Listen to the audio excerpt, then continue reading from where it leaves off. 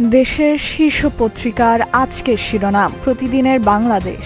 Panama কেলেঙ্কারিতে বিকাশের নাম, শিগগির থার্ড টার্মিনাল চালুর নির্দেশ প্রধানমন্ত্রীর। প্রশাসন শীর্ষে পদ পেতে তৎপর বঞ্চিতরা, ঢেলে সাজানো হচ্ছে পুলিশ প্রশাসন। প্রথম আলো। এলপিজির আমদানি বাড়লেও পুরোপুরি স্বস্তি ফেরেনি, গ্যাস সংকট কাটছেই না। সংসদ বসছে 12 মার্চ, সভাপতিত্ব করবেন কে? সিটি কর্পোরেশনের রাজনৈতিক প্রশাসক নিয়োগের উদ্যোগ। কালের কণ্ঠ। চমকানো তথ্য দিলেন রাষ্ট্রপতি। ফ্যামিলি কার্ড বাস্তবায়ন পাইলট প্রকল্প চূড়ান্ত। ভারতীয় হাই কমিশনার, নতুন সরকারের সঙ্গে আমরা ঘনিষ্ঠভাবে কাজ করতে চাই।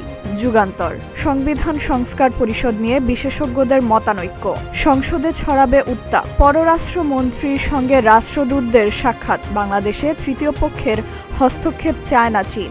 সংসদের প্রথম অধিবেশন 12 মার্চ, অধিবেশন বসবে জ্যেষ্ঠ সদস্যের সভাপতিত্বে।